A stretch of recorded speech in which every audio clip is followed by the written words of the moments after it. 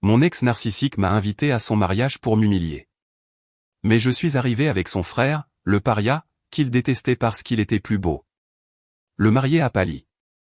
Le vent d'hiver venant du lac Michigan a une façon de vous transpercer, de trouver les endroits de votre manteau qui ne sont pas assez bien boutonnés et de s'installer dans vos os. Debout là, devant les lourdes portes en chêne du Lake Forest Country Club, je sentais ce froid me mordre les chevilles, mais honnêtement, ce n'était rien comparé au nœud glacial qui s'était installé dans mon estomac depuis 3 semaines. J'ai regardé une dernière fois l'invitation dans ma main. C'était du papier cartonné épais, de couleur crème avec des lettres en relief doré qui coûtaient probablement plus cher que tout mon budget d'épicerie du mois. C'était beau, objectivement parlant. Mais c'est la note manuscrite à l'intérieur, dans cette écriture déchiquetée familière, qui a fait bouillir mon sang malgré la température glaciale. Elena, je pense que tu dois voir à quoi ressemble le vrai succès. Viens signer les derniers papiers concernant les droits de propriété intellectuelle et je rembourserai cette dette de carte de crédit avec laquelle tu te débats. Considère ça comme un cadeau d'adieu. N'amène pas de plus un. Nous savons tous les deux qu'il n'y a personne de toute façon. C'était Derek. Même le jour où il épousait une femme de 20 ans sa cadette, la fille d'un magnate de la banque, il ne pouvait pas résister à un dernier coup de couteau. Il avait besoin de moi ici, non pas pour célébrer, mais pour être témoin. Il avait besoin que je le voie debout à l'autel de cette cathédrale de la richesse, prouvant une fois pour toutes qu'il était le roi, et que je n'étais que le tremplin qu'il avait piétiné pour y arriver. Il voulait que je sois la relique poussiéreuse de son passé, la femme de 42 ans dans un tailleur pantalon sage, debout au fond, serrant un sac à main plein de regrets. J'ai pris une profonde inspiration, l'air froid remplissant mes poumons. La vieille Elena, celle qui avait passé une décennie à dessiner des plans dans l'ombre pendant qu'il recevait les applaudissements sous les projecteurs, aurait fait demi-tour. Elle serait rentrée chez elle, aurait pleuré dans un verre de vin bon marché, et lui aurait envoyé les papiers signés juste pour faire disparaître le conflit. Mais cette Elena est morte le jour où il m'a expulsé de la maison que j'avais conçue. J'ai tendu la main et j'ai poussé la lourde porte. Une vague de chaleur et l'odeur de lys coûteux m'ont instantanément frappé. Le hall était bondé de l'élite de Chicago, des hommes en smoking discutant de leur portefeuille d'actions, et des femmes en robe qui coûtaient l'équivalent d'une année de frais de scolarité. Le bruit était un rugissement sourd de rires polis et de cristal qui teinte. Je suis entré dans la lumière. Je ne portais pas un tailleur pantalon sage. Je portais une robe longue en velours rouge vin qui épousait chaque courbe que j'avais cessé de cacher. Elle avait une fente qui montait juste assez haut pour être dangereuse. Et le tissu captait la lumière d'une manière qui le faisait ressembler à du feu liquide. J'avais passé des heures à relever mes cheveux en un chignon lâche et élégant, laissant mon cou nu à l'exception d'un unique et magnifique collier de diamants en forme de goutte qui scintillait sous les lustres. Le brouhaha près de l'entrée s'est calmé. Les têtes se sont tournées. J'ai vu une femme que je reconnaissais, une des cousines de Derek qui se moquait de ma cuisine, s'arrêter littéralement au milieu d'une phrase, la bouche bée. Je ne l'ai pas regardée. J'ai regardé droit devant moi, vers le fond de la salle de bal où le marié tenait sa cour. Derek riait de quelque chose que son futur beau-père disait, une flûte de champagne à la main. Il avait l'air plus vieux que dans mon souvenir, le stress de ses mensonges commençant à graver des rides autour de ses yeux qu'aucune quantité de soins de la peau coûteux ne pouvait cacher. Puis il a senti le changement dans la pièce. Il s'est retourné. Ses yeux m'ont trouvé. Pendant une seconde, il n'y a eu que de la confusion. Il a plissé les yeux comme s'il essayait de réconcilier la femme glamour à l'entrée avec l'image d'assistante fatiguée qu'il avait vendue à tout le monde. Puis la reconnaissance l'a frappé. Son sourire narquois a commencé à se former, ce coin de lèvres arrogant qui disait « Alors, tu es venu pour l'argent ». Mais le sourire narquois n'a pas duré, car je ne me suis pas avancé seul. De l'ombre du vestibule derrière moi, une main s'est tendue. C'était une main forte et large, calleuse mais manucurée, reposant possessivement sur le creux de mon dos. Caleb est entré dans la lumière à côté de moi. Si la pièce était silencieuse avant, elle était maintenant complètement silencieuse. Le jeune frère de Derek, le mouton noir, l'homme que la famille avait qualifié d'échec et de honte parce qu'il travaillait de ses mains, se tenait là. Mais il n'avait pas l'air d'un échec. Il portait un smoking qui lui allait si parfaitement qu'on aurait dit une seconde peau, taillé pour mettre en valeur des épaules larges issues d'années de travail physique, pas d'heures passées dans une salle de sport. Ses cheveux, habituellement hirsutes et pleins de sueur, étaient coupés dans un style net et moderne qui mettait en valeur ses yeux bleus perçants et sa mâchoire forte. Il ressemblait à une star de cinéma de l'âge d'or d'Hollywood. Il avait l'air dangereux. Il avait l'air puissant. Et il me regardait comme si j'étais la seule personne dans la pièce. Caleb s'est penché et m'a murmuré quelque chose à l'oreille, ce qui m'a fait sourire. Un sourire sincère et radieux que je savais que Derek pouvait voir de l'autre bout de la pièce. J'ai regardé mon ex. La couleur avait tellement quitté son visage qu'il ressemblait à une figure de cire. Sa main est devenue molle. La flûte de champagne en cristal qu'il tenait lui a glissé des doigts. Crac. Le son du verre brisé a résonné dans la salle de bal silencieuse, aigu et violent. Le champagne a éclaboussé ses chaussures italiennes vernies, mais il n'a même pas baissé les yeux. Il fixait son frère, le frère qu'il détestait, le frère dont il s'était moqué pendant des années, debout à côté de la femme qu'il avait rejetée. Et pour la première fois de sa vie, Derek avait l'air terrifié. Parce qu'il savait, en cette fraction de seconde, il savait que nous n'étions pas de simples invités. Nous étions le jugement. Pour comprendre pourquoi notre vue, debout là, a fait tomber son verre à un homme adulte, il faut comprendre d'où nous venions. Il faut comprendre que pendant 10 ans, je n'étais pas une personne pour Derek. J'étais un atout, une ressource, une batterie qu'il a vidée jusqu'à ce qu'il pense qu'il n'y avait plus de charge. Tout a commencé il y a plus de 10 ans à l'université de l'Illinois. J'étais en dernière année de mon master en architecture, survivant grâce à la caféine et au rêve de construire des espaces qui comptaient. Derek était un étudiant en MBA, le genre de type qui portait des costumes en cours et parlait fort de levier et de scalabilité dans le café du campus. Il m'a charmé. Je ne vais pas mentir et dire que non. Il avait cette façon de vous regarder comme si vous étiez la personne la plus brillante qu'il ait jamais rencontrée, écoutant vos idées avec une intensité qui ressemblait à de l'amour. J'étais timide, concentré sur ma table à dessin, et il était l'explosion de couleurs dans mon monde gris. Tu as la vision, Elena, m'a-t-il dit un soir, en traçant les lignes d'un plan sur lequel j'avais passé des semaines. Mais la vision a besoin d'une voix. Je peux être cette voix. Nous pouvons construire un empire. Tu conçois le monde et je le leur vendrai. Cela ressemblait à un partenariat. Cela ressemblait à un mariage d'esprit. Alors, quand il m'a demandé en mariage un an plus tard avec une bague modeste et la promesse d'un avenir partagé, j'ai dit oui. Je pensais que je gagnais un mari et un partenaire commercial. Je ne réalisais pas que je signais un contrat de travail où je ne serais jamais payé. Nous avons créé DH Développement. Remarquez les initiales. Les siennes, pas les nôtres. Il m'a convaincu que c'était mieux pour l'image de marque. Les clients veulent une figure masculine forte, a-t-il dit en me caressant les cheveux. C'est juste du marketing, bébé. En privé, c'est 50-50e. Je l'ai cru. Mon Dieu, j'étais si naïve. J'ai passé les 8 années suivantes penchées sur des tables à dessin dans l'arrière-salle de notre bureau, et plus tard dans le bureau à domicile de la maison que nous avons achetée. J'ai conçu des condos de luxe qui ont revitalisé le centre-ville. J'ai dessiné les plans de parcs de bureaux écologiques qui ont remporté des prix. Et chaque fois qu'il y avait un gala, une cérémonie de remise de prix ou une interview dans un magazine, Derek était celui en smoking, souriant pour les caméras. Ma femme m'aide avec la partie administrative, disait-il au journaliste en riant légèrement. Elle me garde organisé. Je me souviens de la nuit où il a remporté le prix de l'innovateur de l'année. J'étais assise à la table 12, près des portes de la cuisine, parce qu'il avait dit qu'il n'y avait pas assez de place à la table d'honneur pour les conjoints. Je l'ai regardé brandir le trophée, un trophée décerné pour un bâtiment que j'avais conçu de la fondation au sommet. J'aimerais remercier mon propre génie, a-t-il plaisanté à la foule, et ils ont éclaté de rire. Non, sérieusement, il faut une vision singulière pour voir un horizon et savoir comment le changer. Il ne m'a pas mentionné, pas une seule fois. Quand nous sommes rentrés à la maison cette nuit-là, j'ai essayé d'en parler. Derek, tu as dit que nous étions partenaires. Ce design était mon projet de thèse. Il a soupiré, desserrant sa cravate, me regardant avec cette expression apitoyée qu'on pourrait avoir pour un enfant lent. Elena, ne sois pas mesquine. Est-ce que ça a de l'importance dont le nom est sur la plaque? L'argent va sur notre compte joint. Je suis là-bas à me démener, à serrer des mains, à gérer le stress des négociations salariales et des syndicats. Toi, tu peux rester assise à la maison en pyjama et dessiner de jolies images. Je te protège du monde réel. Il m'a fait me sentir petite. Il m'a fait sentir que ma contribution était un hobby, un joli petit passe-temps qu'il tolérait.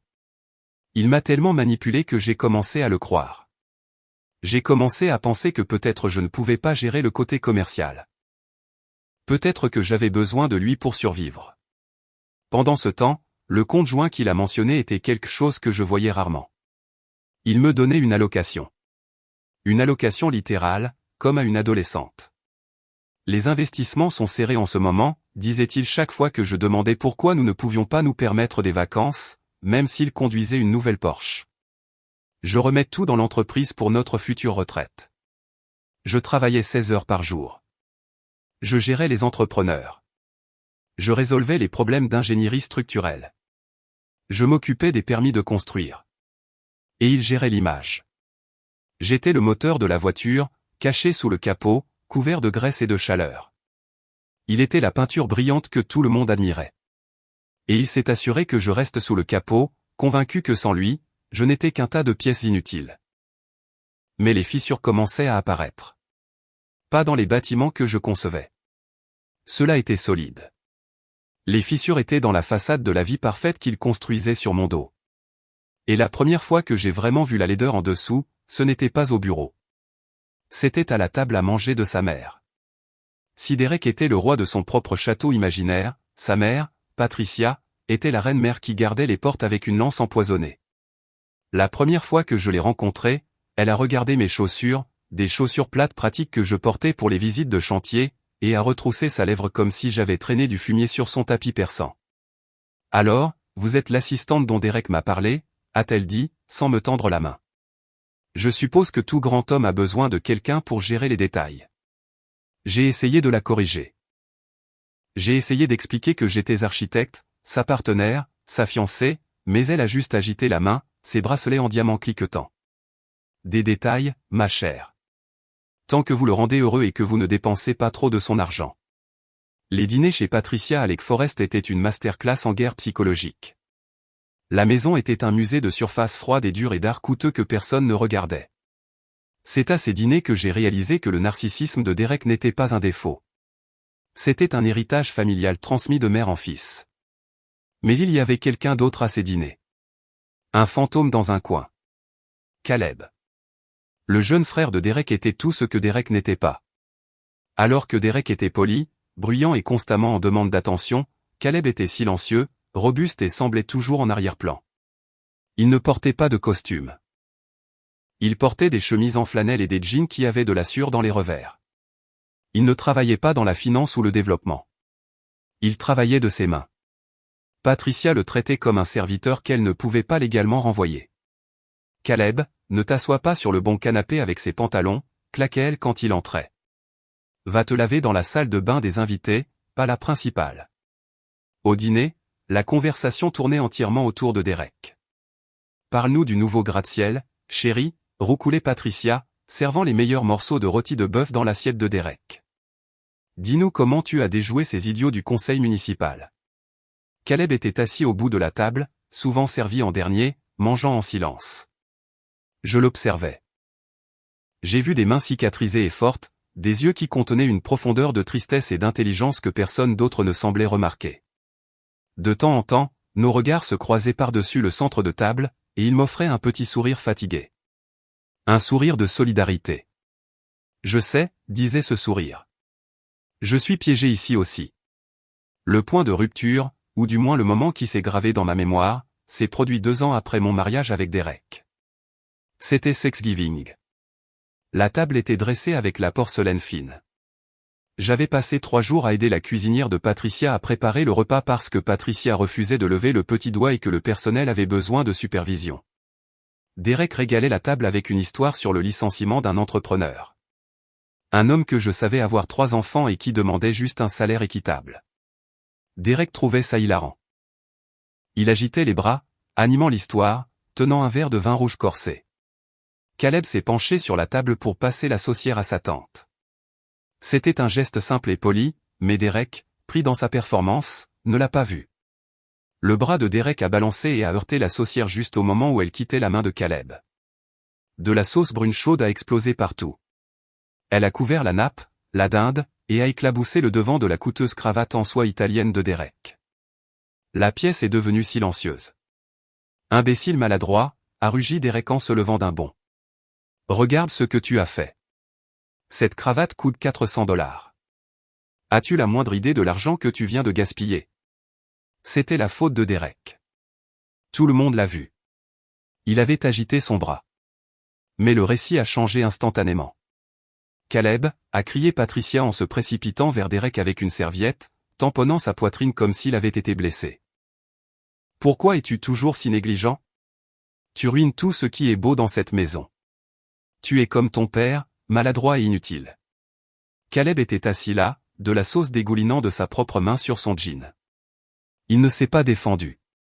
Il ressemblait à un homme qui avait été battu tant de fois que se défendre demandait trop d'énergie. Je suis désolé, a dit Caleb doucement.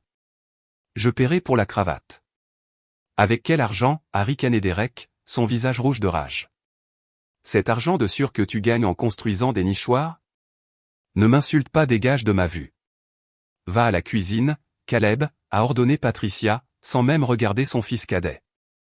Finis ton repas là-bas. Je ne veux pas que tu déranges la digestion de Derek. Mon cœur battait la chamade contre mes côtes.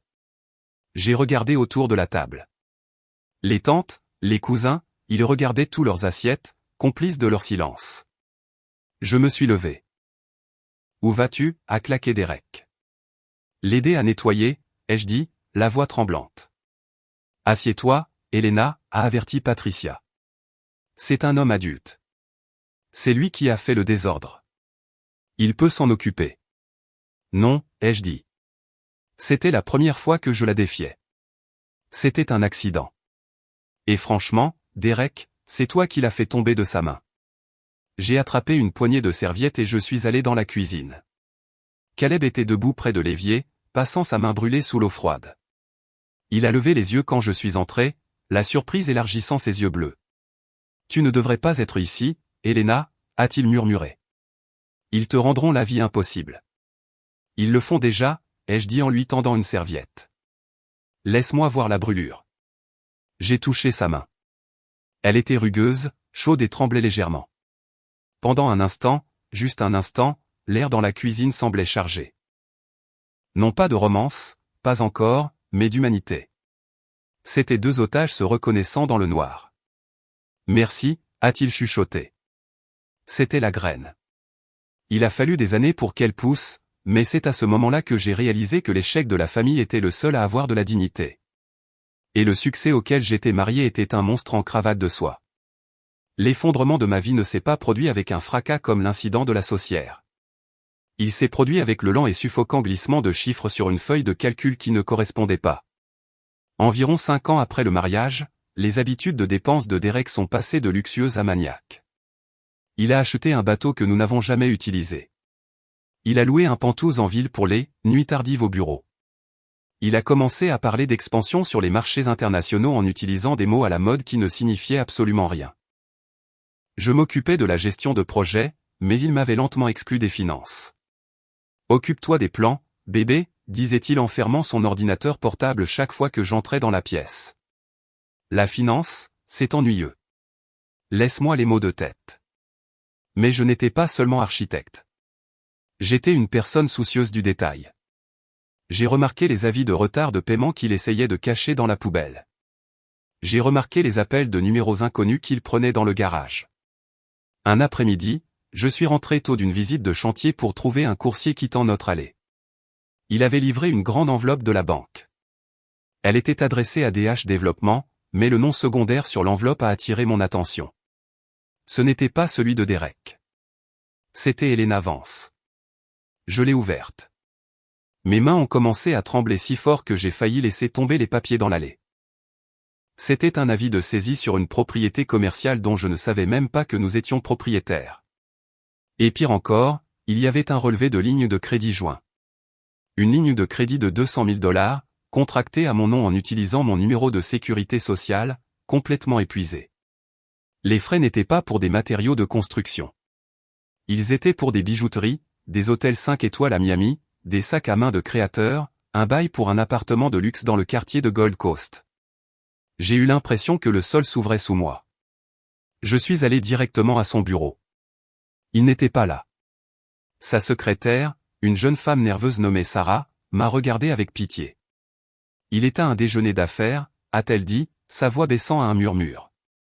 Au Palmer House avec les investisseurs. Je suis allé à l'hôtel. Je ne l'ai pas trouvé dans le restaurant. Sur une intuition écœurante et déchirante. Je suis allé à la réception. Je n'ai pas eu à demander grand-chose. Le concierge me connaissait sous le nom de Madame Vance. Monsieur Vance est dans la suite au 12e étage, a-t-il dit serviablement. Je suis monté. Je me suis tenu devant la porte et j'ai entendu des rires, pas des rires d'affaires. Des rires intimes. J'ai utilisé ma carte clé. Derek ne changeait jamais les codes de ses suites d'affaires. Je suis entré. Derek était là. Il était en peignoir, tenant un verre de champagne. Et assise sur le canapé, ne portant rien d'autre qu'un de mes foulards en soie manquant, se trouvait Tiffany. Je savais qui elle était. Tiffany était la fille d'une vingtaine d'années de notre plus grand partenaire bancaire. Elle était jeune. Elle était écervelée. Et son père détenait les clés des prêts dont Derek avait désespérément besoin pour couvrir ses mauvaises dettes. Ils se sont figés. Elena, a dit Derek. Il n'avait pas l'air honteux. Il avait l'air agacé, comme si j'étais une femme de chambre qui était entrée pour nettoyer au mauvais moment. Tu as utilisé mon identité, ai-je dit, ma voix étrangement calme. J'ai brandi les papiers de la banque. Tu as volé 200 000 $ en mon nom pour financer ça. Tiffany a regardé les papiers, puis Derek. Papa a dit que tu étais riche, a-t-elle couiné. Derek s'est avancé, son visage se durcissant. Ne sois pas dramatique, Elena. C'est un pré-relais. Je m'en occupe. Tu me trompes, ai-je dit. La réalité me frappant enfin avec un enfant. Tiffany représente l'avenir, a ricané Derek, abandonnant complètement la façade. Regarde-toi, Elena. Tu es fatiguée. Tu es toujours couverte de graphite et de poussière. Tu es ennuyeuse. Tiffany vient d'un monde de relations. Son père peut doubler mon portefeuille du jour au lendemain. Qu'est-ce que tu peux faire? Dessiner une autre jolie image? J'ai construit ton entreprise, ai-je crié. J'ai dessiné chaque bâtiment qui t'a rendu riche. Et qui détient les droits? Derek a souri d'un sourire cruel et prédateur. Vérifiez à nouveau ton contrat de travail, ma chérie. L'entreprise possède tout et je possède l'entreprise. Je veux le divorce, ai-je dit. Et je vais à la police pour la fraude. Derek a ri. Il s'est dirigé vers sa mallette et a sorti un dossier. Vas-y. Mais n'oublie pas, la dette est à ton nom, et j'ai des avocats qui feront traîner ça jusqu'à ce que tu vives dans une boîte en carton. Ou tu peux partir tranquillement. Je prendrai en charge les paiements de la dette éventuellement si tu ne fais pas de scène. Mais si tu essaies de te battre contre moi, je te ruinerai. Je m'assurerai que tu ne travailles plus jamais dans cette ville. Il a regardé Tiffany. Habille-toi, bébé. Nous avons une réservation pour le dîner. J'ai été expulsé de ma propre vie ce jour-là. Je suis rentré chez moi pour trouver les serrures déjà changées. Mes vêtements, ceux qu'il n'avait pas donnés à Tiffany, étaient dans des sacs poubelles sur la pelouse. Il avait agi vite. Il avait planifié cela depuis des mois.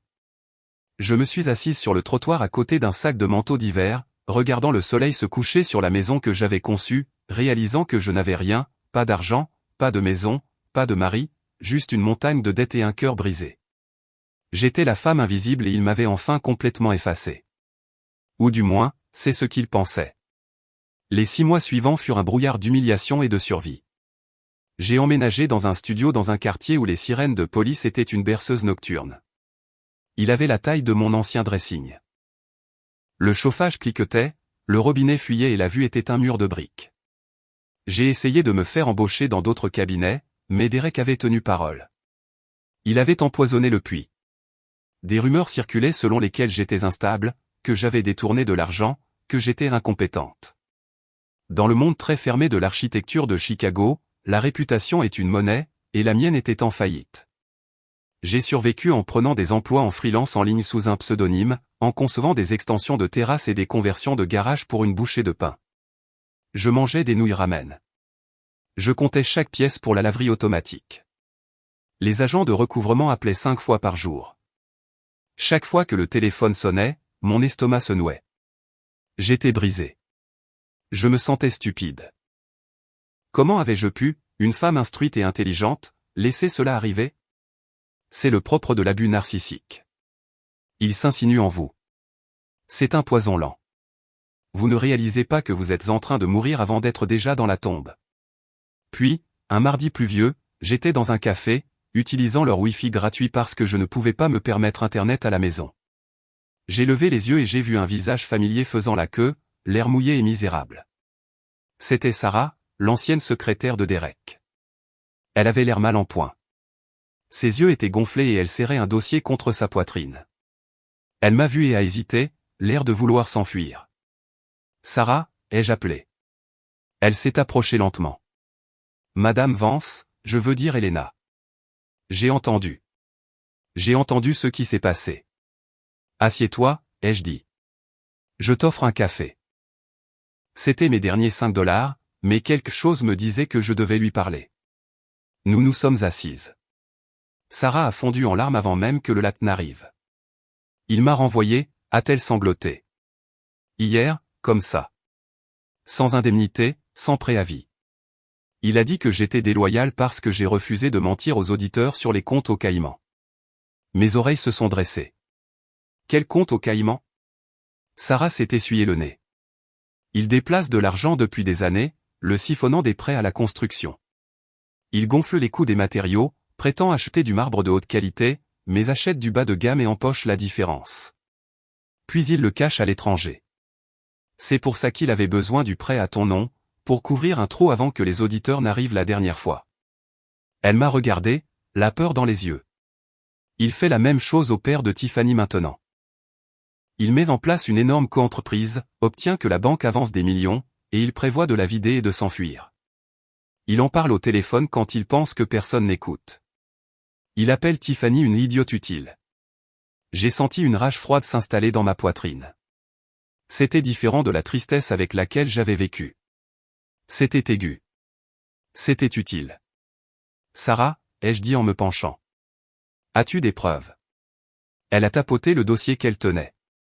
J'ai fait des copies avant qu'il ne me bloque l'accès au serveur. J'ai téléchargé les chaînes de mai, les factures falsifiées, les enregistrements audio du dictaphone qu'il oublie d'éteindre. J'allais porter ça à l'inspection du travail juste pour obtenir mes allocations de chômage. J'ai tendu la main et j'ai posé la mienne sur la sienne. Sarah, nous pouvons faire mieux que des allocations de chômage. Nous pouvons obtenir justice. Nous avons passé les 3 heures suivantes à examiner les documents. Tout était là. La fraude, le détournement de fonds, le plan pour épouser Tiffany, accéder à sa fiducie familiale, puis probablement la rejeter comme il l'avait fait avec moi. Mais avoir les preuves ne suffisait pas. Il nous fallait un moyen de les présenter qui le détruirait. Un procès prendrait des années, et il avait des avocats coûteux. Il nous fallait quelque chose de public, quelque chose qui briserait sa réputation instantanément pour qu'aucune manipulation ne puisse le sauver.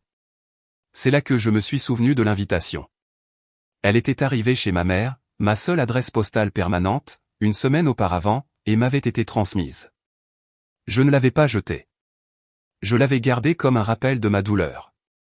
Maintenant, en regardant la feuille de calcul des millions volés, j'ai réalisé que ce n'était pas une invitation à un mariage. C'était une invitation à des funérailles. Les siennes. Mais je ne pouvais pas le faire seul. J'avais besoin d'un allié. Quelqu'un qui connaissait la famille. Quelqu'un qui avait un accès. Je dois réparer une chaise, ai-je dit au hasard à Sarah. Elle avait l'air confuse. Quoi? J'ai une vieille chaise que j'ai trouvée dans la ruelle. Je dois la réparer pour la vendre pour l'argent du loyer. Et je sais exactement à qui demander de l'aide. Je me suis levé, rangeant les documents dans mon sac. Pour la première fois en 6 mois, je ne me sentais plus comme une victime. Je me sentais de nouveau comme une architecte. Et j'étais sur le point de concevoir la plus belle démolition que Chicago ait jamais vue. J'ai conduit ma vieille Honda Civic cabossée jusqu'à la périphérie de la ville, au-delà des parcs industriels et des entrepôts oubliés. Je cherchais une adresse précise que j'avais mémorisée des années auparavant sur une enveloppe de cartes de Noël que Patricia avait jetée à la poubelle parce qu'elle ne voulait pas de désordre. C'était un bâtiment en briques quelconque avec une enseigne délavée qui disait simplement Vance Millwork. Je me suis garé et j'ai marché jusqu'à la porte roulante. L'odeur m'a frappé en premier, l'odeur riche et terreuse de la sûre, du cèdre et du vernis. C'était une odeur de création, si différente de l'air stérile et parfumé à l'argent du bureau de Derek. J'ai frappé. Le bruit d'une scie à table s'est tu. Un instant plus tard, la porte a glissé. Caleb se tenait là. Il avait l'air différent de mes souvenirs. Il portait des lunettes de protection relevées sur son front, son visage maculé de saleté, un t-shirt gris moulant couvert de copeaux de bois. Il avait l'air plus âgé, plus large, plus solide. Il a cligné des yeux, s'essuyant les mains sur un chiffon. Helena. Salut, Caleb, ai-je dit, me sentant soudainement timide. J'espère que je ne dérange pas, non, a-t-il dit, sa voix rauque par manque d'usage. Non, jamais. Entre. Il s'est écarté. Je suis entré dans l'atelier, et mon souffle s'est coupé. Je m'attendais à un atelier poussiéreux avec des piles de bois. Ce que j'ai vu était une galerie d'art. Partout où je regardais, il y avait des meubles à couper le souffle. Une table à manger en noyer à bord vif qui ressemblait à une rivière qui coule. Des chaises aux courbes si délicates qu'elles semblaient sur le point de se casser, mais je savais qu'elles étaient solides comme le roc. Le savoir-faire était exquis. C'était du génie. Je me suis approché d'une crédence avec des incrustations complexes. C'est toi qui as fait ça? Caleb a haussé les épaules, fermant la porte derrière nous. Ouais, je bricole juste. Bricoler. J'ai touché le bois. Caleb, c'est incroyable. On dirait une pièce de C.W. Vance. Caleb s'est figé. Il m'a regardé, une expression étrange sur son visage. Tu connais C.W. Vance? Bien sûr, ai-je dit. C'est le fabricant de meubles sur mesure le plus recherché du Midwest. Les architectes tueraient pour avoir ses pièces dans leur salle d'exposition. Personne ne sait qui il est, cependant. C'est un reclus. Caleb s'est approché d'un établi, a pris un fer à marquer et l'a brandi. La pointe portait les initiales inversées CW Caleb William Vance. Ma mâchoire est tombée. C'est toi. Il a souri, un sourire de travers et timide qui a transformé son visage. Ne le dis pas à ma mère. Elle pense que je répare des armoires pour gagner ma vie. Si elle savait que je vends des tables pour 20 000 $ pièce aux personnes qu'elle essaie d'impressionner, elle. Eh bien, elle voudrait une part. J'ai ri. C'était la première fois que je riais sincèrement depuis des mois. Tu caches ton succès, tout comme je cachais mon talent. J'ai entendu ce qui s'est passé, a dit Caleb, son visage devenant sérieux. Il s'est appuyé contre l'établi, croisant les bras. Je voulais t'appeler, mais je n'avais pas ton numéro. Et Derek, eh bien, Derek a bien fait comprendre que quiconque te parlait était mort pour lui. Il m'a détruite, Caleb, ai-je dit, les larmes menaçant de couler. Il a pris mon argent, ma maison, mes créations. Et maintenant, il va faire la même chose à cette fille, Tiffany. Je sais, a dit Caleb d'un ton sombre. Il a essayé de me faire construire les meubles pour sa nouvelle maison gratuitement. Il a dit que ce serait une bonne visibilité pour moi. Je vais au mariage, ai-je dit. Caleb a eu l'air surpris. Pourquoi? Pour te torturer? Non. Pour y mettre fin. J'ai sorti le dossier que Sarah m'avait donné de mon sac. J'ai des preuves, Caleb. Des preuves de tout. Mais je ne peux pas y aller seul. Il demandera à la sécurité de me faire sortir avant que je puisse ouvrir la bouche. J'ai besoin. J'ai besoin de renfort. J'ai besoin de quelqu'un que la famille ne peut pas ignorer. Caleb a regardé le dossier, puis moi. Il a regardé mon manteau usé, mes yeux fatigués, et le feu qui brûlait derrière. Il t'a traité comme une ordure, a dit Caleb doucement. Il nous a traités tous les deux comme des ordures. Il pense que nous sommes faibles, ai-je dit. Il pense que tu es un raté et que je suis une has-been. Je veux lui montrer qu'il a tort. Caleb s'est approché. Il a tendu la main et a doucement brossé un copeau de bois de mon épaule. Son contact était électrique, chaud et rassurant. Je n'ai pas porté de costume depuis 5 ans, a-t-il dit. Je peux t'aider avec ça, ai-je murmuré. Et je ne suis pas allé à un événement familial depuis l'incident de la sauce. Nous pouvons créer un nouveau souvenir, ai-je dit. Caleb a souri, et cette fois, ce n'était pas timide. C'était féroce. C'était le regard d'un loup qui en avait assez de se cacher dans les bois. D'accord, a-t-il dit. Allons gâcher un mariage. La semaine suivante fut un tourbillon de planification stratégique qui ressemblait moins à des préparatifs de mariage qu'à une opération militaire. Nous avons installé une salle de guerre dans le loft au-dessus de l'atelier de Caleb. C'était moi, Caleb et Sarah. Sarah était le génie technique de l'opération. D'accord, a dit Sarah en affichant les schémas du Lake Forest Country Club sur son ordinateur portable. J'ai toujours les identifiants de connexion du logiciel de planification d'événements que Derek utilise. Il ne change jamais ses mots de passe. C'est toujours Derek King. J'ai levé les yeux au ciel. Bien sûr que c'est ça. L'organisatrice du mariage a prévu un diaporama pour la réception, a expliqué Sarah en montrant l'écran. C'est censé être un montage de l'histoire d'amour de Derek et Tiffany. Il fonctionne à partir d'un serveur central connecté à l'immense mur LED derrière la table d'honneur. Pouvons-nous le pirater, a demandé Caleb en nous versant du café. Je n'ai pas besoin de le pirater, a souri Sarah. Mon petit ami Mike travaille pour la société audiovisuelle engagée pour l'événement. C'est lui qui sera aux commandes. Si je lui donne une clé USB, il peut changer le fichier source au moment exact où nous le signalons. Parfait, ai-je dit. Mais nous devons bien le synchroniser. Ce doit être pendant les discours, quand tout le monde est concentré sur la scène, quand Derek se sent le plus en sécurité. Juste à ce moment-là, mon téléphone a sonné. C'était Derek. Je l'ai mis sur haut-parleur. Caleb s'est rapproché, sa mâchoire se crispant. Elena, la voix de Derek suintait à travers le haut-parleur, mielleuse et condescendante. J'ai remarqué que tu n'as pas encore renvoyé la renonciation signée des droits de propriété intellectuelle. Le mariage est dans 2 jours. Je suis en train de le lire, Derek, ai-je dit en essayant de garder ma voix stable. Il n'y a rien à lire, a-t-il claqué. C'est standard. Écoute, si je n'ai pas ce papier sur mon bureau d'ici lundi matin, je dépose une plainte pour vol de secrets commerciaux. Je prétendrai que tu as volé la liste des clients quand tu es parti. J'ai des avocats sous contrat qui mangent des petits indépendants comme toi au petit déjeuner. Tu ne le ferais pas, ai-je dit en feignant la peur. Et c'est moi, a-t-il ri. Oh, et à propos du mariage. J'étais sérieux pour le plus sain. N'amène pas un rendez-vous minable juste pour me rendre jaloux. Ce serait pathétique. En fait, envoie peut-être juste les papiers par la poste. Tu ne cadres plus vraiment avec cette foule. Caleb a tendu la main et a serré la mienne. Sa prise était une encre. J'apporterai les papiers, Derek, ai-je dit. En personne. Je veux te souhaiter, à toi et à Tiffany, bonne chance. Vous en aurez besoin. J'ai raccroché. Mes mains tremblaient, mais pas de peur, d'adrénaline.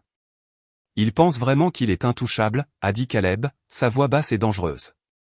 Il l'est, ai-je dit. Jusqu'à ce que nous lui enlevions son armure.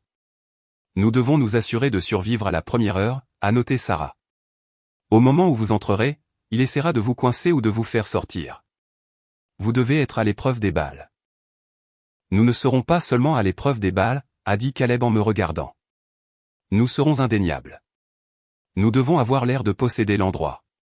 Nous devons avoir l'air de la vieille aristocratie, le genre de personne que ses nouveaux beaux-parents respectent. J'ai regardé Caleb sous la crasse de l'atelier. Il avait une beauté robuste que la chirurgie plastique de Derek ne pourrait jamais reproduire. Nous avons des achats à faire, ai-je dit. Et Caleb, nous devons couper ses cheveux. Il a passé une main dans sa crinière hirsute. Quoi qu'il en coûte, Elena. Je fais ça pour toi, mais je le fais aussi pour le gamin qui s'est fait crier dessus pour avoir renversé de la sauce. Je le fais pour montrer à ma mère qu'elle a misé sur le mauvais cheval. Nous avons passé le reste de la nuit à organiser l'épreuve. Les emails où Derek appelait le père de Tiffany un distributeur de billets séniles. Les relevés bancaires montrant le détournement de fonds. Les messages textes à sa maîtresse à Miami. Nous avons tout compilé dans un fichier vidéo intitulé « La véritable histoire d'amour ». C'était vicieux. C'était nucléaire. Et c'était absolument nécessaire. La veille du mariage, nous sommes allés en ville, mais nous ne sommes pas allés dans les boutiques Tapa accent Graveleuil de Michigan Avenue où Derek faisait ses achats, des endroits où les logos étaient gros et les tissus bon marché. J'ai emmené Caleb chez un tailleur sur mesure sur Oak Street, un endroit qui n'avait pas d'enseigne dans la vitrine, juste une lourde porte en bois. Fais-moi confiance, ai-je murmuré en entrant. Le tailleur, un vieil Italien nommé Marco, à regarder Caleb de haut en bas. Épaules larges, bonne posture. On peut travailler avec ça. Nous avons choisi un smoking bleu nuit avec un col-châle noir. C'était classique, discret, et criait le luxe sans murmurer un mot. Quand Caleb est sorti de la cabine d'essayage, la transformation était choquante. Le costume a dompté sa sauvagerie, mais n'a pas caché sa puissance. Il ressemblait à James Bond, mais avec des mains calleuses qui pouvaient construire une maison. « Comment te sens-tu » ai-je demandé. Il a tiré sur les poignets. Comme une armure. Ensuite, le barbier. Nous avons rasé sa barbe hirsute, ne laissant qu'une ombre de chaume. Nous avons coupé les cheveux courts sur les côtés, en laissant de la longueur sur le dessus pour les coiffer en arrière. Quand le barbier a fait tourner le fauteuil, j'ai halté. Caleb n'était pas seulement beau. Il était dévastateur. Ses yeux bleus ressortaient avec sa coupe nette. Il avait l'air sophistiqué, mondain et intensément masculin. « Tu te présentes bien, Vance » ai-je dit en croisant son regard dans le miroir. Il a rougi. « Tu n'as même pas encore trouvé ta robe. » Je l'ai trouvée dans une boutique de consignation vintage du Gold Coast. C'était une Valentino vintage, en velours rouge vin profond. Elle était intemporelle. Elle ne suivait pas les tendances de la saison. Elle disait son propre style. Elle m'allait comme si elle avait été cousue sur mon corps. Ce soir-là, de retour à son loft, nous étions épuisés mais bourdonnants d'énergie. Je repassais la robe à la vapeur pendant que Caleb polissait ses chaussures. « J'ai quelque chose pour toi », a dit Caleb soudainement. Il s'est dirigé vers son établi et a pris une petite boîte en bois. Il me l'a tendue. Je l'ai ouverte. À l'intérieur se trouvait un collier, mais pas n'importe quel collier. C'était un diamant en forme de larme, un vrai, monté sur une délicate bande de bois sombre et polie et d'or. C'était une fusion de nature et de luxe. « Caleb » ai-je soufflé. « C'est. » J'ai fait le montage, a-t-il dit en baissant les yeux. « Le diamant ? » Eh bien, c'était celui de ma grand-mère. Elle me l'a laissé, pas à Derek, parce qu'elle disait que j'étais le seul avec un cœur. Je le gardais pour le bon moment. Je ne peux pas accepter ça, ai-je dit. C'est trop précieux. Il a pris le collier de la boîte et est passé derrière moi. Il a écarté mes cheveux et a attaché le fermoir. Ses doigts ont persisté sur mon cou une seconde de plus que nécessaire. « Tu dois avoir l'air d'une reine demain, Elena » a-t-il murmuré près de mon oreille. « Parce que tu en es une. Derek t'a traité comme une paysanne. Demain, nous lui montrerons qu'il a jeté les joyaux de la couronne. » Je me suis retourné pour lui faire face. Nous étions à quelques centimètres l'un de l'autre. Je pouvais sentir le savon au cèdre qu'il utilisait et la légère odeur de laine neuve. L'air entre nous était épais, lourd de tout ce que nous n'avions pas encore dit. Le traumatisme partagé, le respect grandissant, l'attirance indéniable. « Merci », ai-je dit doucement. Il a regardé mes lèvres, puis de nouveau mes yeux. Il ne m'a pas embrassé. Il n'en avait pas besoin. La façon dont il me regardait était plus intime que n'importe quel contact. « Dors un peu », a-t-il dit, sa voix rauque. « Nous avons une grande journée demain. Nous allons entrer dans l'histoire. » Je suis allé dans la chambre d'amis, serrant le diamant à ma gorge. Pour la première fois depuis des années, je n'ai pas fait de cauchemar à propos de Derek. Au lieu de cela, j'ai rêvé de bois et de velours, de verre brisé, et d'un homme aux yeux bleus qui m'a vu quand j'étais invisible. Nous étions prêts. La scène était prête. Les acteurs étaient en costume, et le méchant n'avait aucune idée que le rideau était sur le point de se lever sur son acte final. Le bruit du verre de champagne se brisant sur le sol en marbre fut comme un coup de feu. Il a coupé le léger bourdonnement de la conversation polie, créant un vide de silence qui a aspiré l'air de la pièce. Toutes les têtes se sont tournées. 300 personnes, la crème de la société de Chicago, les banquiers, les promoteurs, les gens qui pensaient posséder le monde, nous regardaient. Pendant un instant, personne n'a bougé. Le personnel de service s'est figé avec des plateaux d'amuse-gueule suspendus en l'air. Le quatuor à cordes dans le coin s'est tu, l'archet du violoncelliste planant incertain au-dessus des cordes. Je me tenais là, dans l'entrée, ma main reposant dans le creux du bras de Caleb, et j'ai ressenti une vague de puissance que je n'avais pas ressentie depuis une décennie. À côté de moi, Caleb était une statue de calme. Il n'a pas bronché sous le poids des regards. En fait, il semblait grandir, sa présence s'étendant pour remplir l'espace. Le smoking bleu nuit que nous avions choisi était parfait. Il le faisait paraître sombre, dangereux et indéniablement cher. C'était un contraste frappant avec la veste de dîner blanche tape à accent graveleuil et quelque peu criarde que portait Derek, qui ressemblait soudainement à un costume d'une mauvaise comédie musicale. Derek fut le premier à rompre la paralysie.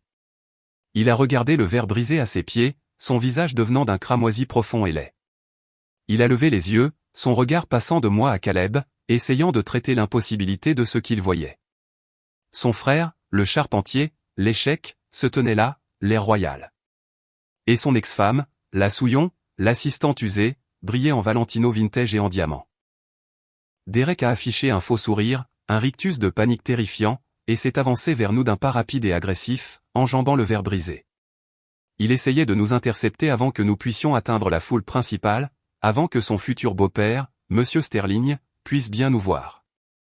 Helena, a sifflé Derek en s'approchant. Sa voix était assez basse pour que seuls nous puissions l'entendre, vibrant de rage contenue. « Qu'est-ce que tu fous ? Je t'avais dit pas de plus hein. Et lui ? Tu l'as amené ? Tu essaies de transformer ça en cirque. Bonjour, Derek, ai-je dit, ma voix douce et fraîche comme un lac gelé. Tu m'as invité pour être témoin de ton succès. J'ai pensé que ton frère devrait le voir aussi. La famille, c'est tout, n'est-ce pas ? Caleb a regardé Derek. Il avait bien 3 pouces de plus que son frère aîné, quelque chose que je n'avais jamais vraiment remarqué jusqu'à présent parce que Caleb avait toujours eu les épaules voûtées en présence de sa famille. Pas ce soir. Ce soir, sa posture était impeccable. Félicitations, Derek, a dit Caleb. Son ton était parfaitement poli, mais il y avait un tranchant d'acier. Bel endroit. Un peu tapas accent graveleuil, mais c'est ta marque, n'est-ce pas ? Dégage, a murmuré Derek, les yeux exorbités. La sécurité va. Derek. Une voix tonitruante l'a interrompu. Nous nous sommes tous retournés. Monsieur Sterling, le magnate de la banque dont Derek voulait désespérément l'argent, marchait vers nous. C'était un homme corpulent avec une moustache blanche et des yeux qui avaient vu toutes les escroqueries possibles. Il ne regardait pas Derek. Il fixait Caleb. Je n'en crois pas mes yeux, a dit Monsieur Sterling en s'arrêtant devant nous. Il a plissé les yeux vers Caleb, puis a éclaté d'un large et sincère sourire. Vous êtes C.W. Vance, n'est-ce pas ? Derek s'est figé. Quoi ? Non, Arthur. C'est juste mon frère Caleb. Il fait des petits boulots. Monsieur Sterling a complètement ignoré Derek. Il a tendu la main et a serré vigoureusement celle de Caleb. Je reconnaîtrai cette mâchoire de l'article de profil dans Architectural Digest le mois dernier. Ils n'ont pas imprimé votre visage en entier, mais je reconnais l'intensité. Monsieur Vance, ma femme et moi sommes sur votre liste d'attente pour un ensemble de salles à manger depuis 18 mois. Votre agent n'arrête pas de nous dire que vous êtes complet. Le silence dans la pièce a changé de qualité. Il est passé de confus à intrigué. Les murmures ont commencé. C.W. Vance, l'artiste, celui qui vend des tables pour 50 000 $. Caleb a souri et c'était la chose la plus charmante que j'ai jamais vue. C'est un plaisir, M. Sterling. Je m'excuse pour l'attente. Je suis un perfectionniste avec mon bois. Je ne laisse pas une pièce quitter l'atelier avant qu'elle n'ait une âme. Une âme. Monsieur Sterling a ri en tapant sur l'épaule de Caleb. Tu vois, Derek, c'est de la passion. Tu parles de marge bénéficiaire. Ton frère parle d'âme. Tu devrais prendre des notes. Derek avait l'air d'avoir avalé un crapaud vivant. Son récit, l'histoire qu'il avait racontée à tout le monde sur son frère raté, s'effondrait dans les 5 premières minutes. Il a ouvert la bouche pour dire quelque chose, pour reprendre la vedette. Mais Monsieur Sterling nous faisait déjà entrer plus loin dans la pièce. Venez, venez. Vous devez rencontrer Tiffany. Elle adore votre travail. Elle voulait une table basse Vance pour la nouvelle maison, n'est-ce pas, Derek ? Je n'étais pas au courant, a balbutié Derek, transpirant visiblement maintenant. Nous sommes entrés dans la fête non pas comme des invités indésirables, mais comme des VIP. J'ai aperçu Patricia, la mère de Derek, debout près du bar. Elle serrait ses perles, le visage pâle. Elle avait passé des années à dire à ses amis que son fils cadet était une déception. Maintenant, l'homme le plus riche de la pièce le couvait du regard. J'ai croisé son regard et j'ai fait un petit signe de tête polie. Elle a détourné les yeux, incapable de soutenir mon regard. Tu t'en sors très bien, ai-je murmuré à Caleb alors que nous prenions des verres de champagne sur un plateau qui passait. Je tremble, a-t-il murmuré en retour, gardant son sourire figé. Tu es l'homme le plus puissant de la pièce, ai-je dit. Et regarde Derek. Il est terrifié. Et il l'était. Derek planait près de nous, les yeux balayant la pièce, cherchant un moyen de nous séparer, de contrôler les dégâts. Il a réalisé qu'il ne pouvait pas nous faire sortir maintenant, pas sans offenser son beau-père. Nous étions à l'intérieur de la forteresse et nous avions apporté la dynamite. Le cocktail battait son plein. La pièce était une mer de paillettes et de cravates noires, sentant le parfum cher et la cupidité. J'ai navigué dans la foule avec une grâce que je ne me connaissais pas. Pendant des années, j'avais marché derrière Derek, la tête baissée. Ce soir, les gens s'écartaient pour moi. J'ai remarqué Derek me faisant signe près de l'entrée de la cuisine, un angle mort loin des caméras et des invités. Il a fait un signe de tête vers un lourd rideau de velours qui menait à un couloir privé. Je dois aller m'occuper de lui, ai-je dit à Caleb. La main de Caleb s'est resserrée sur mon bras. Je viens avec toi. Il est instable. Non, ai-je dit. Il doit penser qu'il m'a seul. Il doit se sentir en confiance pour faire une erreur. Surveille la pièce. Garde Monsieur Sterling heureux et attend le signal de Sarah. Caleb a hésité, puis a hoché la tête. Si tu n'es pas de retour dans 10 minutes, je déchire ce rideau.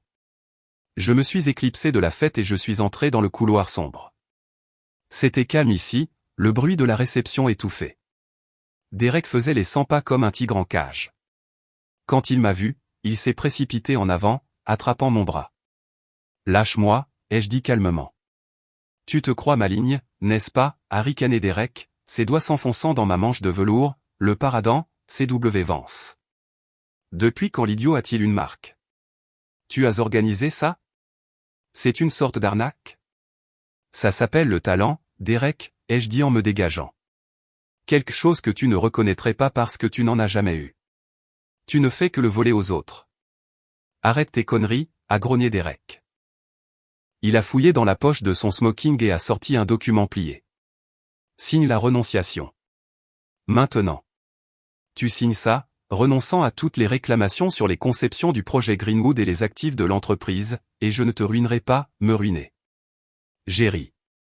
Tu as déjà essayé. Tu m'as expulsé. Tu m'as mise sur liste noire. Tu as volé mon crédit. Qu'est-ce qu'il reste à ruiner? Je peux te poursuivre pour rupture de contrat, a-t-il dit, les yeux fous. Je peux prétendre que tu as volé des données confidentielles quand tu es parti. J'ai des avocats qui dévoreront des petits indépendants comme toi au petit déjeuner. Tu ne le ferais pas, ai-je dit en feignant la peur. Et c'est moi, a-t-il ri. Oh, et à propos du mariage. J'étais sérieux pour le plus sain. N'amène pas un rendez-vous minable juste pour me rendre jaloux. Ce serait pathétique. En fait, envoie peut-être juste les papiers par la poste. Tu ne cadres plus vraiment avec cette foule. Caleb a tendu la main et a serré la mienne. Sa prise était une encre. J'apporterai les papiers, Derek, ai-je dit. En personne. Je veux te souhaiter, à toi et à Tiffany, bonne chance. Vous en aurez besoin. J'ai raccroché. Mes mains tremblaient, mais pas de peur, d'adrénaline. Il pense vraiment qu'il est intouchable, a dit Caleb, sa voix basse et dangereuse. Il l'est, ai-je dit. Jusqu'à ce que nous lui enlevions son armure. Nous devons nous assurer de survivre à la première heure, a noté Sarah.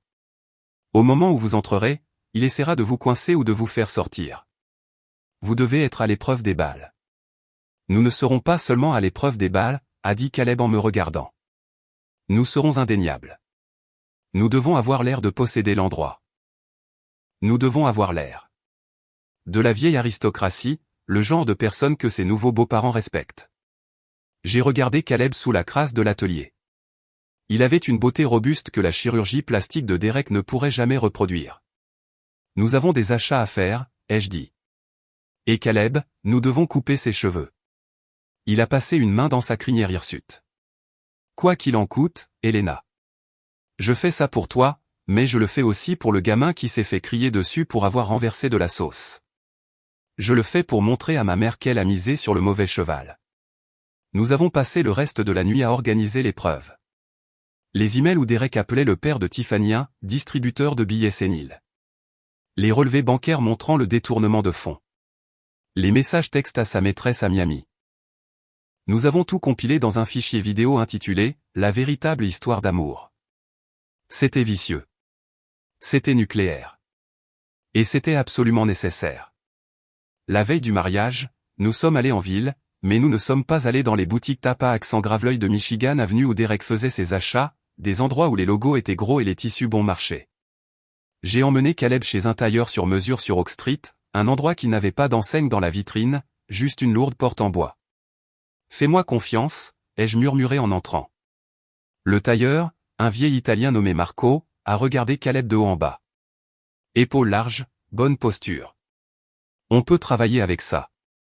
Nous avons choisi un smoking bleu nuit avec un col-châle noir. C'était classique, discret, et criait le luxe sans murmurer un mot. Quand Caleb est sorti de la cabine d'essayage, la transformation était choquante. Le costume a dompté sa sauvagerie, mais n'a pas caché sa puissance. Il ressemblait à James Bond, mais avec des mains calleuses qui pouvaient construire une maison. « Comment te sens-tu » ai-je demandé. Il a tiré sur les poignets. Comme une armure. Ensuite, le barbier. Nous avons rasé sa barbe hirsute, ne laissant qu'une ombre de chaume. Nous avons coupé les cheveux courts sur les côtés, en laissant de la longueur sur le dessus pour les coiffer en arrière. Quand le barbier a fait tourner le fauteuil, j'ai haleté. Caleb n'était pas seulement beau. Il était dévastateur. Ses yeux bleus ressortaient avec sa coupe nette. Il avait l'air sophistiqué, mondain et intensément masculin. « Tu te présentes bien, Vance » ai-je dit en croisant son regard dans le miroir. Il a rougi. « Tu n'as même pas encore trouvé ta robe. » Je l'ai trouvée dans une boutique de consignation vintage du Gold Coast. C'était une Valentino vintage, en velours rouge vin profond. Elle était intemporelle. Elle ne suivait pas les tendances de la saison. Elle disait son propre style. Elle m'allait comme si elle avait été cousue sur mon corps. Ce soir-là, de retour à son loft, nous étions épuisés mais bourdonnants d'énergie. Je repassais la robe à la vapeur pendant que Caleb polissait ses chaussures. « J'ai quelque chose pour toi », a dit Caleb soudainement. Il s'est dirigé vers son établi et a pris une petite boîte en bois. Il me l'a tendue. Je l'ai ouverte. À l'intérieur se trouvait un collier, mais pas n'importe quel collier. C'était un diamant en forme de larme, un vrai, monté sur une délicate bande de bois sombre et poli et d'or. C'était une fusion de nature et de luxe.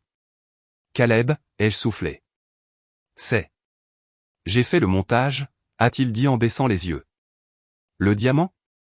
Eh bien, c'était celui de ma grand-mère. Elle me l'a laissé, pas à Derek, parce qu'elle disait que j'étais le seul avec un cœur. Je le gardais pour le bon moment. Je ne peux pas accepter ça, ai-je dit. C'est trop précieux. Il a pris le collier de la boîte et est passé derrière moi. Il a écarté mes cheveux et a attaché le fermoir. Ses doigts ont persisté sur mon cou une seconde de plus que nécessaire. « Tu dois avoir l'air d'une reine demain, Elena » a-t-il murmuré près de mon oreille. « Parce que tu en es une. » Derek t'a traité comme une paysanne. Demain, nous lui montrerons qu'il a jeté les joyaux de la couronne. Je me suis retourné pour lui faire face. Nous étions à quelques centimètres l'un de l'autre. Je pouvais sentir le savon au cèdre qu'il utilisait et la légère odeur de laine neuve. L'air entre nous était épais, lourd de tout ce que nous n'avions pas encore dit. Le traumatisme partagé, le respect grandissant, l'attirance indéniable. « Merci », ai-je dit doucement. Il a regardé mes lèvres, puis de nouveau mes yeux. Il ne m'a pas embrassé. Il n'en avait pas besoin. La façon dont il me regardait était plus intime que n'importe quel contact. « Dors un peu », a-t-il dit, sa voix rauque.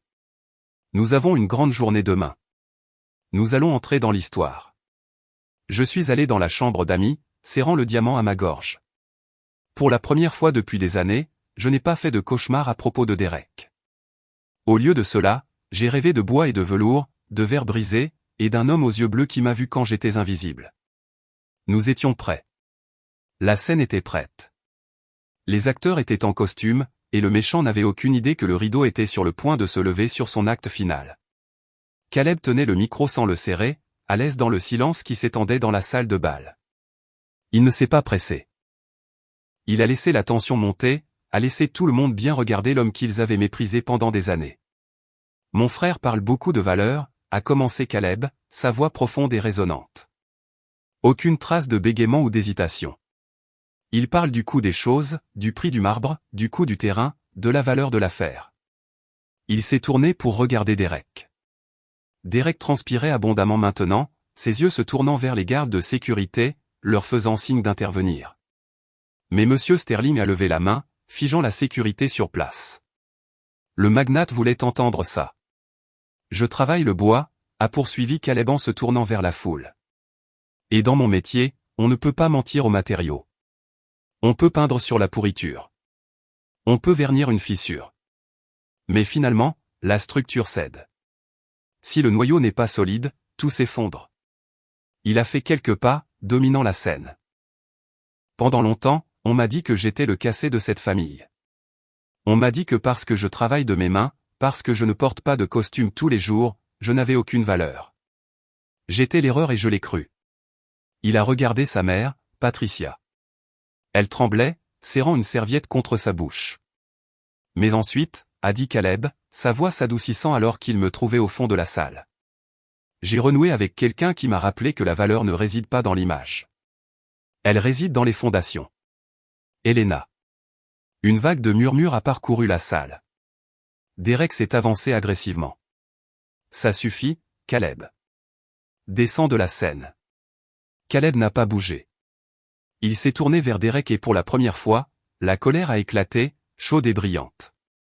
Je n'ai pas fini, frère.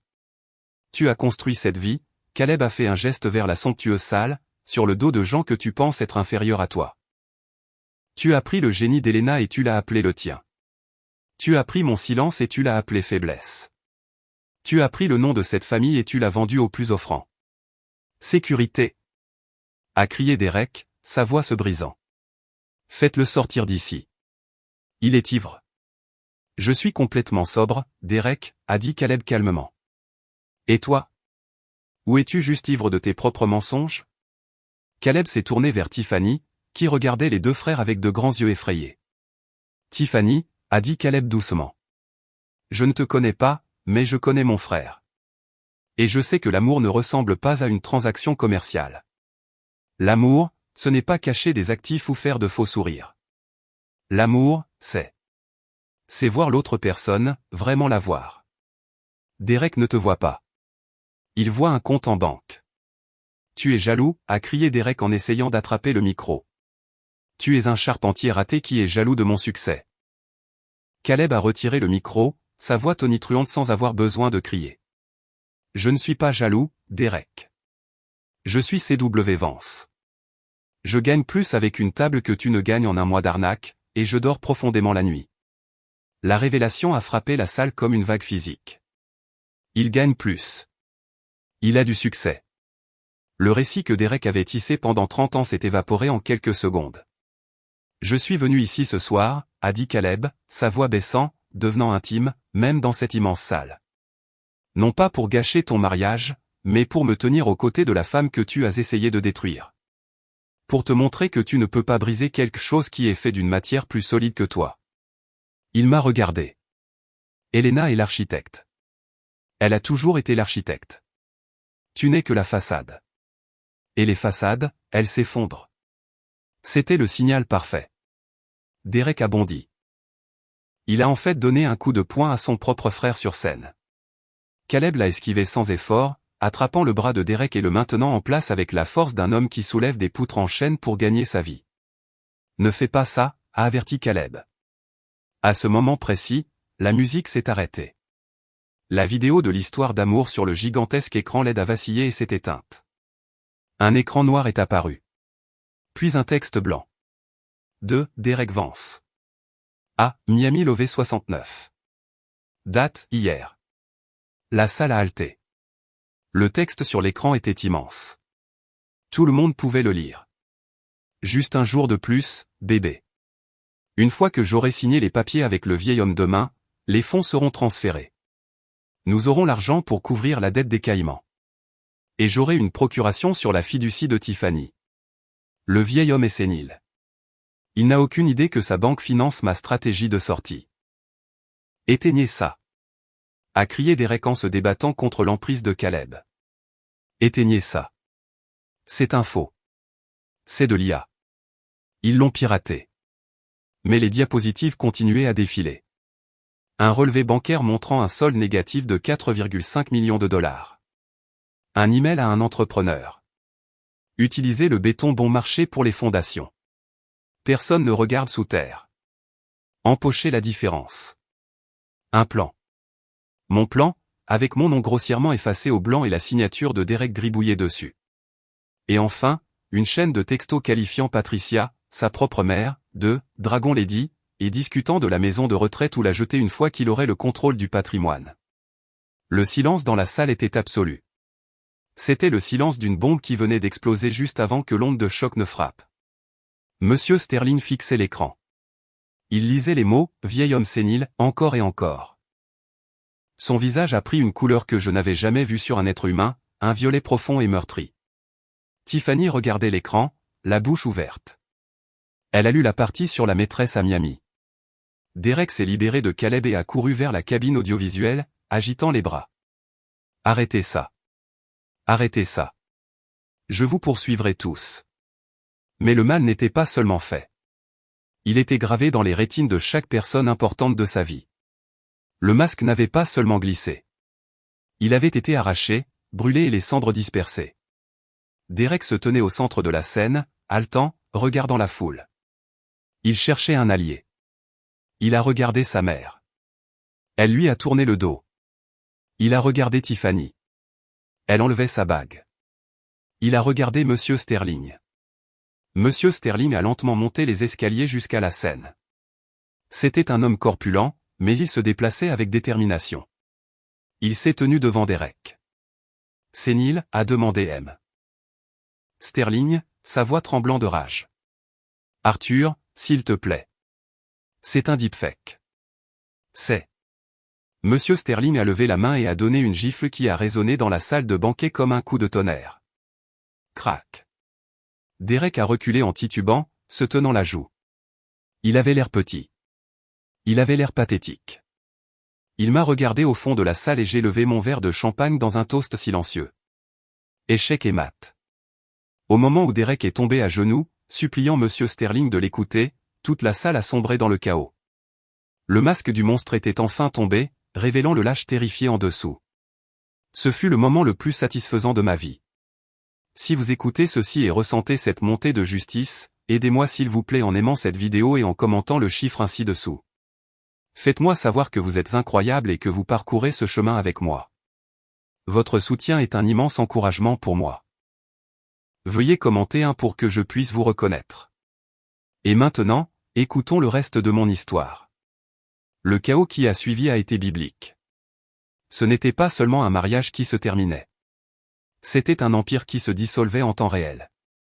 Monsieur Sterling n'a pas seulement giflé Derek. Il a pris le micro et a annoncé à la salle, le mariage est annulé. Et à mon équipe juridique présente ici ce soir, je veux un audit médico-légal de chaque centime que cet homme a jamais touché. Appelez le procureur ce soir. Tiffany, la fille que je pensais n'être qu'une petite idiote superficielle, m'a surprise. Elle s'est approchée de Derek, qui était toujours à genoux. Elle n'a pas pleuré. Elle n'a pas crié. Elle s'est penchée, a retiré la bague de 5 carats de son doigt, l'a regardée avec dégoût et l'a laissée tomber dans son verre de champagne. Tu as raison sur une chose, Derek, a-t-elle dit, sa voix amplifiée par le micro que Caleb avait laissé sur le podium. Mon père est riche, ce qui signifie que nous pouvons nous permettre les meilleurs avocats du pays pour nous assurer que tu pourrisses en prison. Elle s'est retournée et a quitté la scène, ses demoiselles d'honneur la suivant, donnant un coup de pied dans la traîne de sa robe pour l'écarter. Puis il y a eu Patricia. Derek, réalisant qu'il avait perdu les Sterling, a rampé, littéralement rampé, vers le bord de la scène où se tenait sa mère. Maman, a-t-il sangloté. Maman, tu me connais. Tu sais que je ne ferai pas ça. Aide-moi. J'ai besoin. J'ai besoin d'argent pour la caution. J'ai besoin que tu hypothèques la maison. Patricia le regarda. C'était le fils qu'elle avait idolâtré. Le fils qu'elle avait mis sur un piédestal tout en traitant Caleb comme de la poussière. Et elle venait de voir les messages textes où il prévoyait de la mettre dans une maison de retraite bon marché pour voler ses biens. Elle a regardé Derek, puis elle a regardé Caleb, qui se tenait tranquillement sur le côté de la scène.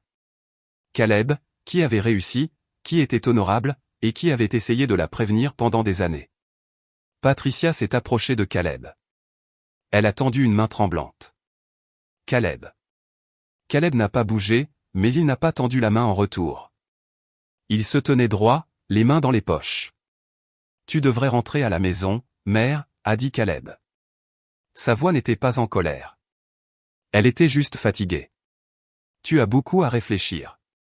Caleb, s'il te plaît, a-t-elle murmuré. Il nous a ruinés. Tu dois aider. Tu as de l'argent, n'est-ce pas? Ton CW Vance.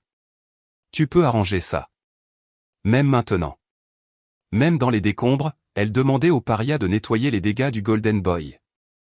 Caleb a secoué la tête lentement. Non, mère. Je répare des meubles. Je ne répare pas les gens brisés qui ne veulent pas être réparés. Tu l'as choisi. Maintenant, tu l'as. Il lui a tourné le dos. Il a descendu les escaliers à travers la foule qui s'écartait pour lui comme la mer Rouge et est venu directement à moi. Prête à partir, a-t-il demandé. Plus que prête, ai-je dit. Nous sommes sortis ensemble. Derrière nous, nous pouvions entendre Derek crier, les sirènes de police hurlant au loin alors qu'elles approchaient du country club et les cris frénétiques d'une famille se déchirant. Nous n'avons pas regardé en arrière, pas une seule fois. Quitter cette salle de bal, c'était comme sortir d'un cercueil parfumé et suffocant et prendre une bouffée d'air frais et pur. Le vent d'hiver soufflait toujours à l'extérieur, la neige tourbillonnant dans les lumières du parking, mais je n'avais pas froid. Je me sentais électrique. Nous sommes montés dans le camion de Caleb, un Ford déglingué qui faisait tache au milieu des Bentley et des Mercedes des invités. Il a jeté sa veste de smoking sur la banquette arrière et a desserré sa cravate. Alors, a-t-il dit en démarrant le moteur. Le chauffage a rugi. Ça s'est bien passé. J'ai commencé à rire. Ça a commencé par un gloussement et s'est transformé en un relâchement de tout le corps. J'ai ri jusqu'à ce que des larmes coulent sur mes joues. Tu as vu son visage? Quand le texto sur la maison de retraite est apparu? Caleb a ri, un son profond et grondant. Je pense que la gifle était ma partie préférée. Monsieur Sterling a la main lourde. Il nous a éloignés des pelouses manucurées de Lake Forest, en direction de la ville. L'adrénaline commençait à s'estomper, remplacée par une faim de loup. Je meurs de faim, ai-je admis. Je n'ai rien mangé du homard. Je connais un endroit, a dit Caleb. 20 minutes plus tard, nous étions assis dans un restaurant ouvert 24h24 en périphérie de Chicago. Je portais toujours ma robe de velours rouge et le collier de diamants. Caleb était en chemise de smoking avec les manches retroussées, exposant ses avant-bras. Nous mangions des cheeseburgers gras et partagions un panier de rondelles d'oignons. La serveuse nous regardait comme si nous étions des voyageurs du temps, mais elle n'arrêtait pas de nous servir du café. Tu as été incroyable là-haut, ai-je dit en trempant une frite dans le ketchup. Ce que tu as dit sur les fondations. Caleb a arrêté de mâcher. Il m'a regardé de l'autre côté de la table en formica, ses yeux bleus sérieux. Je pensais chaque mot, Elena. Tu étais la seule chose réelle dans cette famille. Te voir travailler toutes ces années, te voir tolérer ces abus et créer quand même de la beauté, ça m'a fait tenir. Je me suis dit, si elle peut survivre à ça, je le peux aussi. J'ai tendu la main sur la table et j'ai pris la sienne. Sa peau était rugueuse, chaude et réelle. Nous sommes libres, Caleb, ai-je murmuré. Il ne peut plus nous faire de mal. Non, a dit Caleb. Il ne peut pas, il a retourné sa main et a entrelacé ses doigts avec les miens. Alors, qu'est-ce qui se passe maintenant? L'architecte et le charpentier. Ce serait dommage de briser l'équipe. Mon cœur a fait un petit bond. Tu me proposes un travail? Je te propose un partenariat, a-t-il dit. Un vrai. J'ai l'atelier. Tu as les dessins. Nous pourrions construire des choses, Elena. De vraies choses. Pas des tours de verre pour des égocentriques, mais des maisons, des meubles, de l'art. Et, ai-je demandé, sentant qu'il y avait plus. a-t-il dit en se penchant, son regard tombant sur mes lèvres. J'espère que je peux te convaincre de me laisser t'emmener à un vrai rendez-vous, un qui n'implique pas d'assignation à comparaître ou de gâcher des mariages. Je crois que j'aimerais ça, ai-je souri. Il s'est penché sur la table et m'a embrassé. Ça avait le goût de ketchup, de café et de victoire. C'était le meilleur baiser de ma vie. 6 mois plus tard. La justice, dit-on, est aveugle. Mais dans le cas de Derek, la justice avait une vision 20/21 très mauvais caractère. Parce que les avocats de M. Sterling ont agi vite, la police attendait Derek avant même qu'il ne quitte le country club cette nuit-là. Il a été arrêté pour fraude, détournement de fonds et usurpation d'identité. Comme il présentait un risque de fuite, grâce au texto de Miami, la caution lui a été refusée. Les plans du projet Greenwood, mes plans, m'ont été légalement restitués après que Sarah ait fourni les métadonnées prouvant que je les avais créés. Les actifs de Derek ont été gelés et saisis.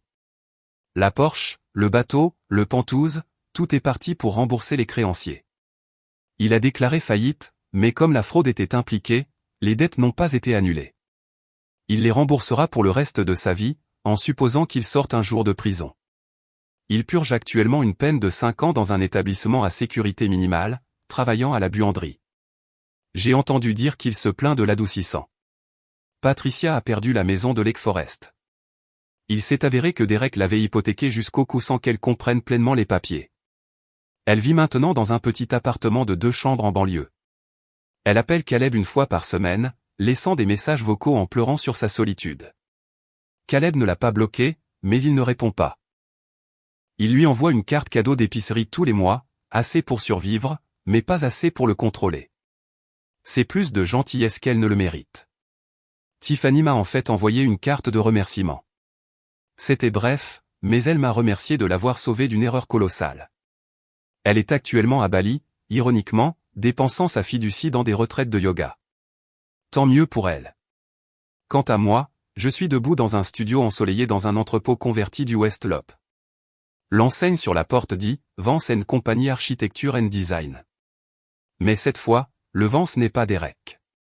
Je me suis dirigé vers la table à dessin où un nouvel ensemble de plans est étalé.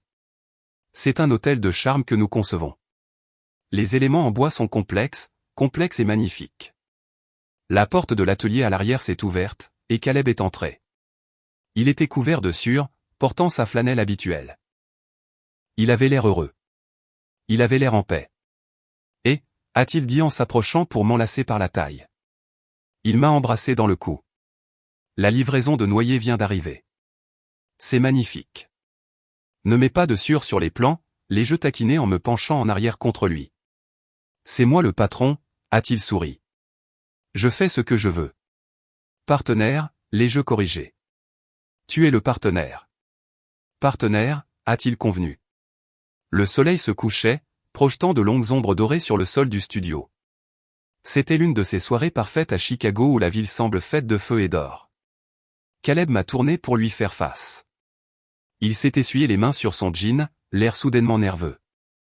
Cela m'a rappelé la nuit au restaurant. Elena, a-t-il dit. Je travaille sur quelque chose, un projet parallèle. Oh, ai-je demandé. C'est cette chaise à bascule pour la commande Miller? Non, a-t-il dit. Il a fouillé dans sa poche. C'est pour nous. Il a sorti une petite boîte en bois. Elle était faite du même noyer foncé que le montage du collier, poli jusqu'à obtenir un éclat miroir. Mon souffle s'est coupé. Caleb. Il s'est mis à genoux. Juste là, sur le sol en béton, au milieu de l'odeur de cèdre et de graphite. J'ai passé 40 ans à penser que j'étais brisé, a dit Caleb en me regardant. Pensant que je ne correspondais pas au plan de ce qu'un homme devrait être. Puis tu es revenu en trompe dans ma vie, vêtu de velours et portant un procès, et tu m'as montré que le plan était faux. Des larmes me sont montées aux yeux. Caleb, lève-toi. Tu vas te salir les genoux. Je m'en fiche, a-t-il dit. Il a ouvert la boîte. À l'intérieur, il n'y avait pas un énorme diamant tape à accent grave-l'œil comme celui que Derek avait donné à Tiffany. C'était une bague en mokumgan, du métal à grains de bois, de l'or et de l'argent pliés ensemble pour ressembler à des anneaux d'arbre. Et au centre, un saphir, profond et bleu comme ses yeux. C'est solide, a-t-il dit. C'est superposé. C'est réel, comme nous. Il a pris une inspiration. Elena, veux-tu construire une vie avec moi? Sans secret, sans mensonge, juste nous, créant quelque chose de beau à partir du désordre. J'ai regardé la bague. J'ai regardé l'homme qui était resté à mes côtés quand tout le monde était parti. L'homme qui a vu ma valeur quand je me sentais sans valeur. Oui, ai-je murmuré. Oui, 1000 fois oui. Il a glissé la bague à mon doigt. Elle allait parfaitement. Bien sûr qu'elle allait. C'était un maître artisan. Il mesurait 2 fois, coupait 1 fois. Il s'est levé et m'a embrassé, me soulevant de mes pieds. J'ai enfoui mon visage dans son cou, respirant l'odeur de la maison. Nous n'avions pas besoin d'un grand mariage dans un country club. Nous n'avions pas besoin d'inviter 300 personnes pour être témoins de notre bonheur. Nous avions l'un l'autre. Nous avions notre travail. Nous avions notre dignité. Derek m'avait invité à son mariage pour m'humilier, pour me montrer que je n'étais rien. Au lieu de cela, il m'a tout donné. Il m'a donné l'impulsion dont j'avais besoin pour me battre. Il m'a donné la chance de réclamer mon nom et, par inadvertance, il m'a mené tout droit à l'amour de ma vie. J'ai regardé par-dessus l'épaule de Caleb l'invitation encadrée au mariage de Derek, que nous gardions sur le mur du studio pour la blague. J'ai souri. Parfois, la meilleure vengeance n'est pas de détruire votre ennemi. C'est de vivre une vie si belle, si authentique et si pleine d'amour qu'il cesse simplement d'exister dans votre monde.